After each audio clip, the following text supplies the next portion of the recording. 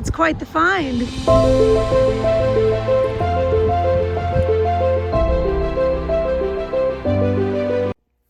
Hello friends, and welcome back to Crow's Thrifty Finds. My name is Melanie. So for this week's video, we are going to be talking sales. I am having a record-breaking sales weekend, and really the whole week's been really good. So I've got more than a video's worth of sales to talk about, but I'm going to tell you all about my favorite sales from the past week since I put out my last What Sold video. So let's talk about what sold. First off, we have a Skyrim strategy guide book.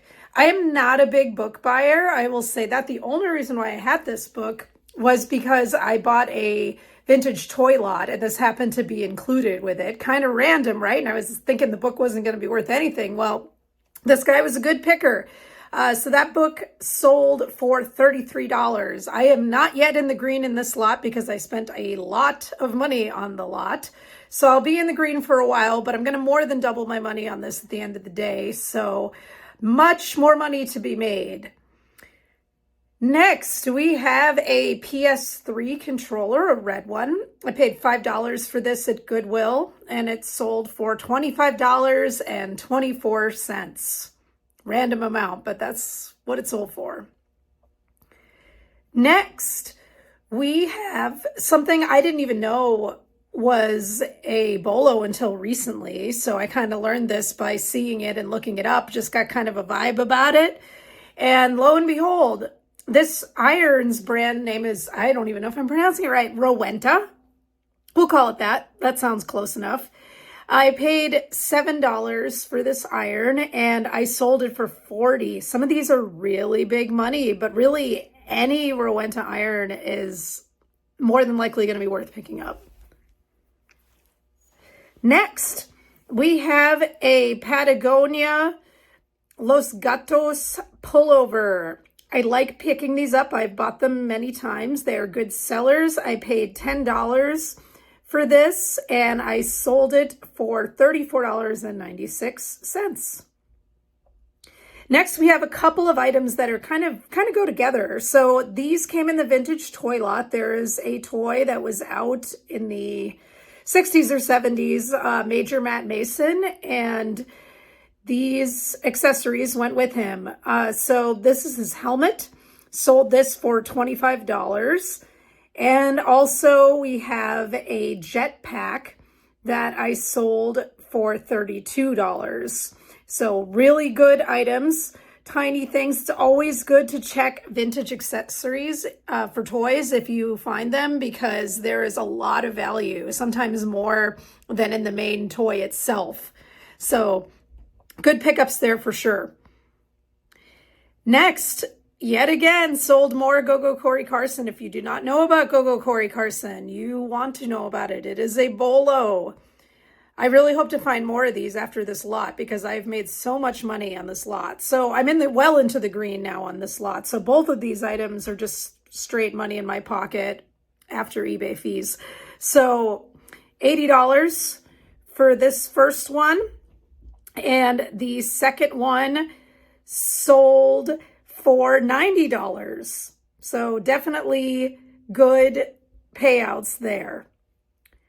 Next, we have a new transformer. This I bought, and again, a lot. I purchased a lot of new transformers recently for $180. So I'm not yet in the green, but I am close and I'm going to make hundreds on these transformers. So I've been finding all kinds of good stuff lately, but this one is just an example of one. I sold another one too, but I'm just going to show this one for the video. So this one, yeah, this Mazda sold for $60 new. Next, we have a Patagonia fleece overalls. These are vintage. Do you all know these are bolos? Because they are vintage ones, all about the vintage. So these overalls I paid $10 for. Good at Goodwill, and I sold them for $60. So that is definitely a great flip. Next, we have a vintage G.I. Joe. This is from that same toy lot. This is an Atomic Man G.I. Joe. Pretty cool. He's got, bionic arm and leg type deal. So I paid, the hundreds of dollars I paid for this lot, and he sold for $35. Working me on my way to the green. Next, we have a Minnesota Wild jersey. This was new. Apparently the Minnesota Wild are doing pretty good this year, so that's great. I paid $4 for this new at a garage sale, and it sold for $43.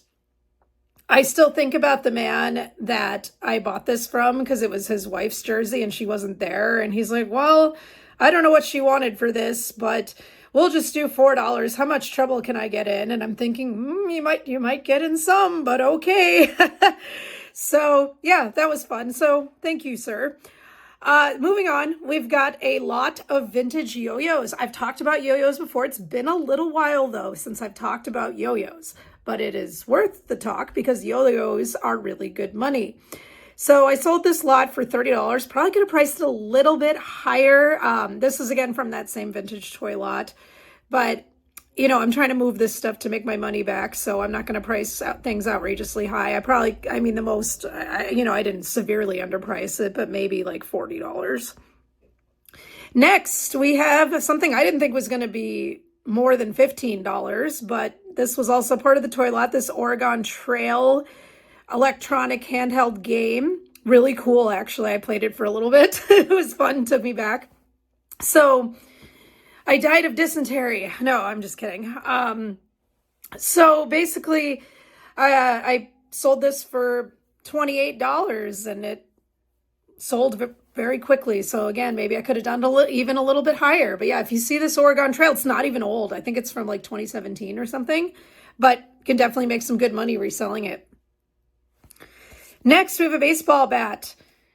I try not to buy too many bats because for whatever reason, I end up like not listing them and they get in my death pile just because I know it's going to be a pain to ship. But I bought this one recently and I could tell it was kind of a special bat and I got right to listing it knowing that they wind up in my death pile.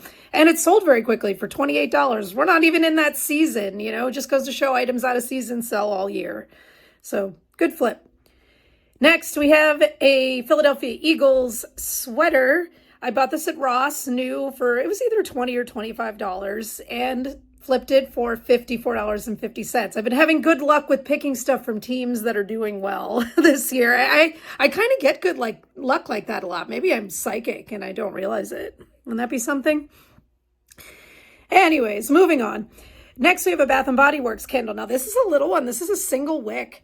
So to sell a single wick candle for $30 is pretty awesome. This is some like little bougie looking fancy line that Bath & Body Works did. I paid only $3 for this candle because, single wick, it's not going to go for very much, right?